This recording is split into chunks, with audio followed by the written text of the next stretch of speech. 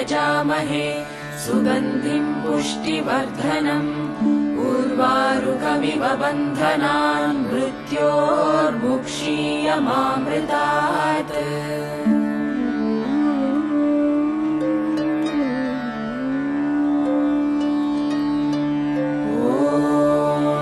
त्र्यम्बकं यजामहे सुगन्धिं पुष्टिवर्धनम् उर्वारुकमिव बन्धनान् मृत्योर्मुक्षीयमामृतात्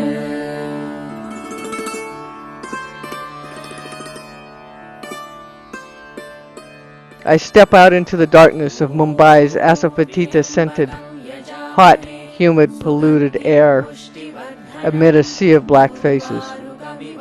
I search for my connecting flight. 3 scams and a plane ride later, I arrive in Bangalore.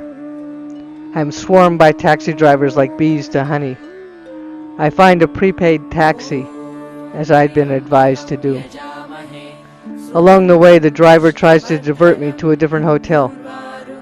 I refuse. I am on the steep portion of my learning curve in this country of strange bathrooms and toilets without paper where people drive on the wrong side of the street.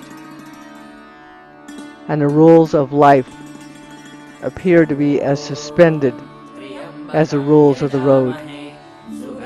Cows, dogs, buses, pedestrians, horse-drawn carts, auto rickshaws, and cars all have the same right-of-way. There are seemingly endless people to prey on my ignorance. Monkeys are not the only ones conducting monkey business in India.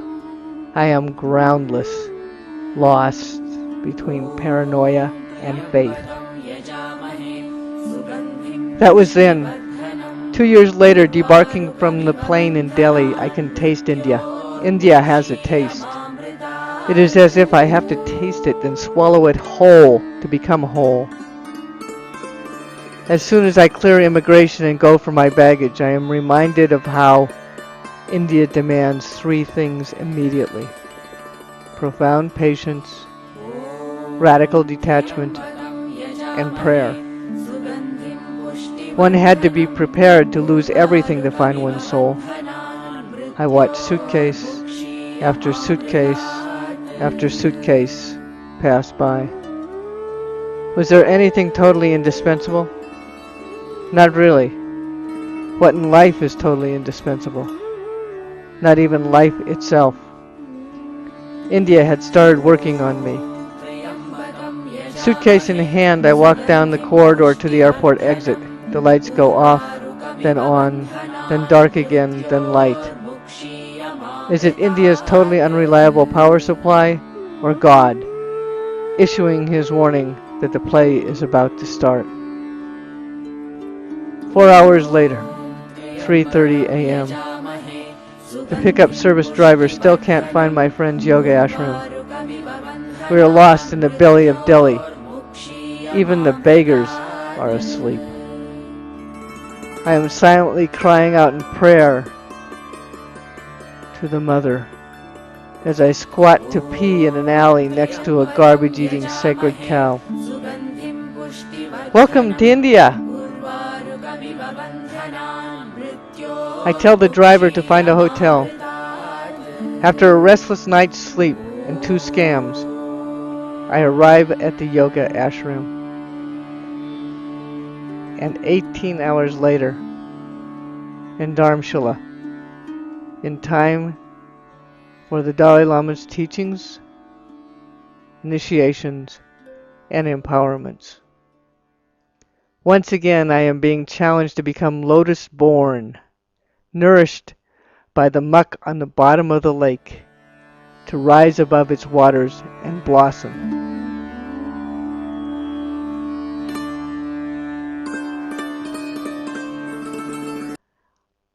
I am not the only one to be challenged and reborn in India.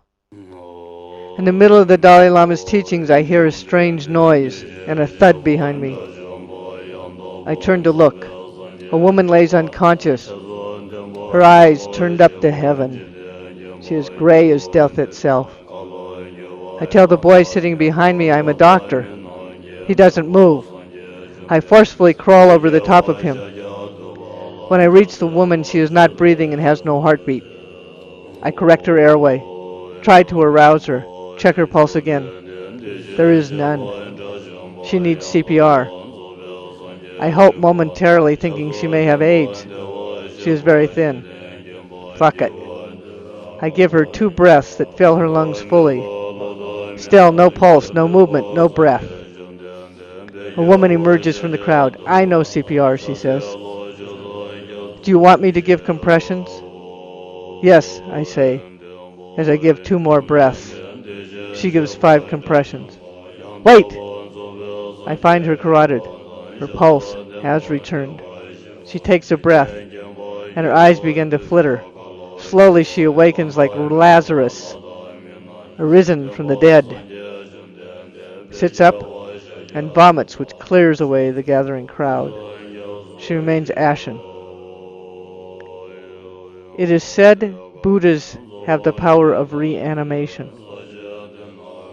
Some say the Dalai Lama is a Buddha.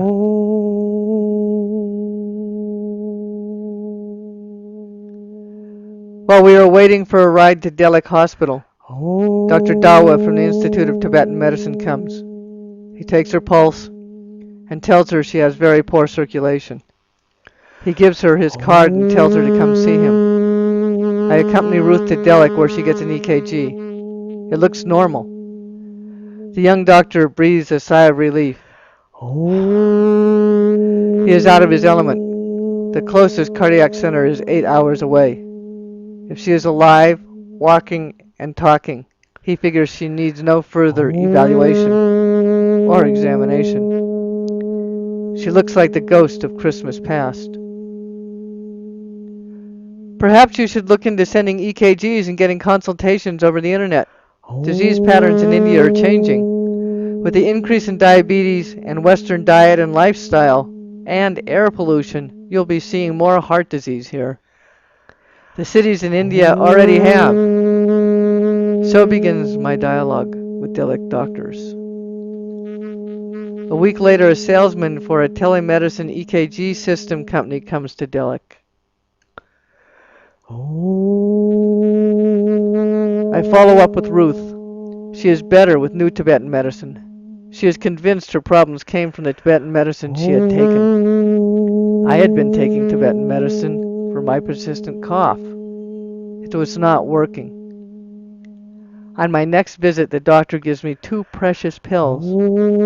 I begin to have chaotic heartbeats and dizziness at the most inopportune times, like climbing the Dalyadars to Triund, standing on the edge of eternity.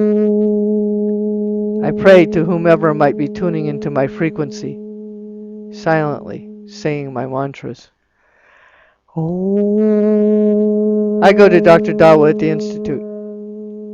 He changed my medicine. My heart was much happier with the change. It appeared allopathic and Tibetan medicine have many things in common. Complications are one of them.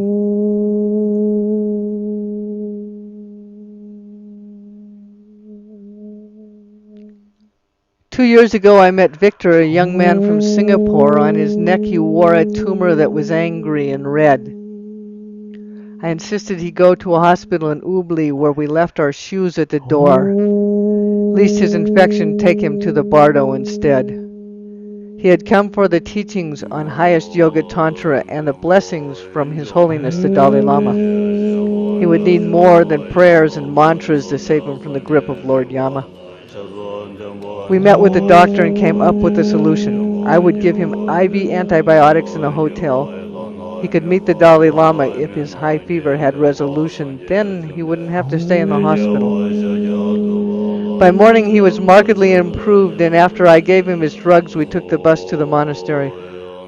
I was sure he was on the right track. He received blessings from His Holiness, which went without any bugs. His Holiness told him to take both Tibetan and Western medicine, and not to listen to quacks. Victor lived for 2 more years and died peacefully.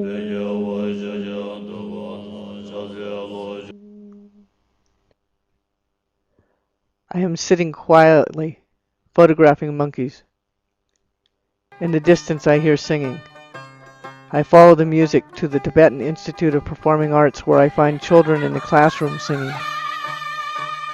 Outside they are erecting a huge tent for the Shotan festival which is due to start in a couple of days. I am approached by a man who wants to know who I am.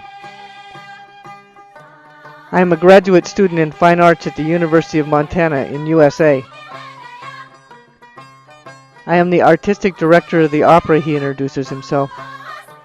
The purpose of the Tibetan opera is to teach compassion. You must come to the Shotan festival. I show him my photos from the day. The monkeys are teaching compassion too, I joke. The ones with the white around the faces are the good monkeys. It's very rare to see them. This is an auspicious year, the year of the wood monkey, he says. We talk a while, then he tells me about himself. My family fled from Tibet when I was 6. My father left us, and I have never seen him since. My mother stayed behind in a settlement with my sister, and I was sent to TCB. But it was crowded, so they sent me here to the opera. I learned to sing and compose operas. Who am I? I was nobody, and now I am the artistic director. The festival opens with the entrance of the Karmapa and the Dalai Lama. Then each of the participating groups performs part of their operas. The next day is quieter without the Dalai Lama in attendance. For 8 hours they sing and act the story of Pema Warbar, a small child who has to leave his mother and take long journeys fraught with peril to appease the evil king and save his mother. In the end, he sacrifices himself in the fire that others may live. The Dakinis gather his ashes, and with mantras and prayers they call his consciousness back. He is reborn in a lotus on the lake. The Dakinis use the magic pan retrieved by Pema to take the king for a ride, and then they throw him into the mouths of hungry monsters, and Pema takes the throne. I understand none of the words, but the emotions of the audience are palpable. Many had undertaken their own hero's journey out of Tibet. The message is each of us, in our own way, need to rise to the challenges and make sacrifices in our own hero's journeys to learn compassion and find peace and happiness. This theme played out over and over again in India.